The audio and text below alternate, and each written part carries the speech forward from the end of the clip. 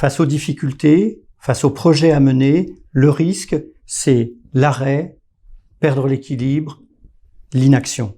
Dans cette vidéo, je voudrais vous montrer en quoi l'inaction est un risque pour vous, mais surtout, je voudrais vous montrer comment vous allez pouvoir faire de l'action une amie et comment vous allez pouvoir en faire un levier pour vous en sortir ou pour réussir.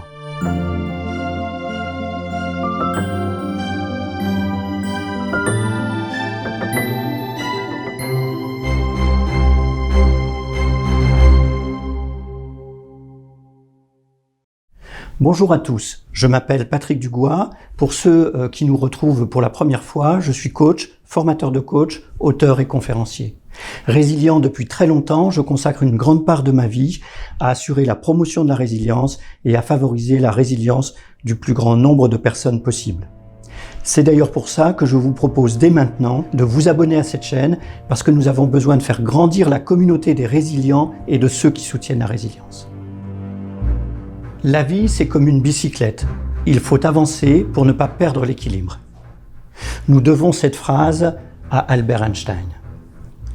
En réalité, dans notre vie, face aux difficultés, face aux projets, nous avons à agir. Et il y a un véritable risque à ne pas agir, à tomber dans l'inaction.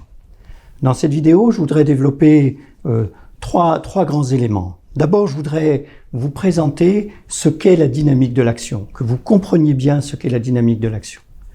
Ensuite, je voudrais vous montrer ce que des scientifiques ont découvert et qui montrent à quel point c'est par l'action que je peux avancer.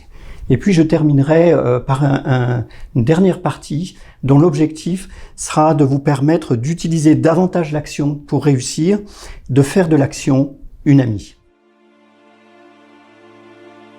Lorsque j'étais attaché parlementaire de Jack Lang à Blois, il y a maintenant quelques années, j'avais à recevoir régulièrement des personnes en recherche d'emploi. J'accueillais des femmes et des hommes qui avaient cherché un emploi pendant des semaines, parfois des mois, quelquefois même des années. Ils arrivaient donc à cet entretien, ils avaient sollicité leur député avec beaucoup d'espoir, et moi, je n'avais pas d'emploi à leur confier. Du coup, petit à petit, j'avais compris qu'il était important que dans ces entretiens, je leur redonne de l'espoir. Et je leur racontais cette histoire que je vais vous raconter maintenant. Imaginez que vous avez une personne qui habite dans un village d'Île-de-France et qui doit se rendre à Marseille. Cette personne n'a pas beaucoup d'argent, fait de l'autostop et donc doit faire 1000 km. Elle se place à la sortie du village, c'est une petite route et elle attend que les voitures passent. Comme c'est une petite route, il n'y a pas beaucoup de voitures qui passent. Pourtant, à un moment, une voiture arrive et cette voiture, c'est probablement pas une voiture très moderne, peut-être que c'est une personne âgée qui conduit, une 2 chevaux, une Clio, peu importe. En tout cas, la voiture arrive et au moment où la voiture arrive, le conducteur indique à l'autostoppeur qu'il peut l'emmener jusqu'au croisement plus loin, à 2 km. L'autostoppeur a un tout petit moment d'arrêt parce que est-ce que ça vaut le coup de monter pour 2 km ? Et pourtant, il décide de monter et se retrouve 2 km plus loin. À nouveau, il va faire du stop, mais cette fois-ci sur une route qui est plus grande, avec plus de voitures qui passent. Au bout d'un moment, on ne sait pas exactement combien de temps, une voiture va l'emmener, une voiture peut-être plus puissante, et cette voiture, peut-être qu'elle va lui faire 50 km, 100 km, et peut-être même, pourquoi pas, 1000 km.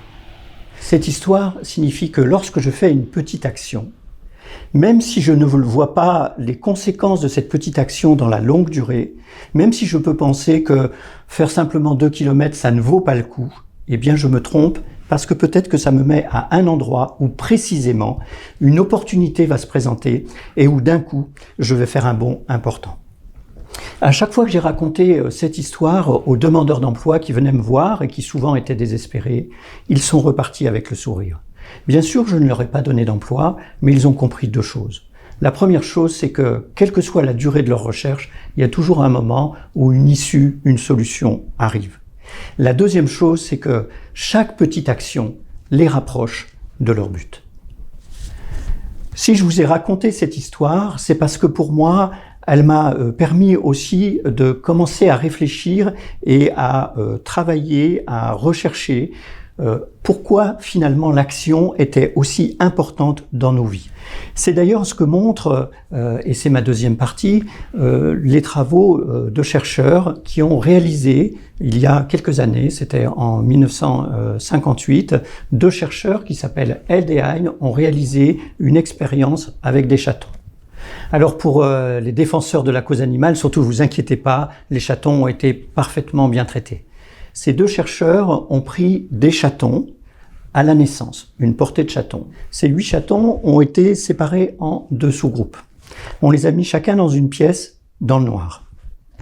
Chaque jour, cette pièce était éclairée pendant un certain nombre d'heures où on prenait soin des chatons, on les nourrissait et dans la première pièce, les chatons avaient des jouets et pouvaient gambader et jouer. Dans la seconde pièce, on avait le même dispositif, le même nombre d'heures de jour, les mêmes soins, la même nourriture, mais simplement on avait construit un petit dispositif, une petite carriole avec des roues, les chatons à l'intérieur, et pendant les moments de jour, on a promené les chatons dans la pièce. À aucun moment, ils n'ont quitté cette carriole. Au bout de quelques semaines, on a regardé comment se comportaient les chatons, sachant qu'ils avaient été séparés de manière aléatoire. Les chatons du premier groupe se comportaient de manière totalement normale, gambadaient dans la pièce et pouvaient jouer. Les chatons du second groupe perdaient l'équilibre et se comportaient comme s'ils étaient aveugles. Ils n'avaient pas pu apprendre le rapport à l'espace en se cognant dans les murs, en expérimentant l'espace.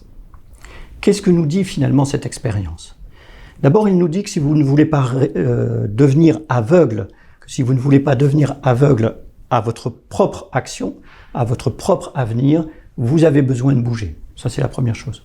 Vous avez besoin de vous cogner dans les murs. Vous avez besoin de tester. C'est le premier enseignement de cette expérience.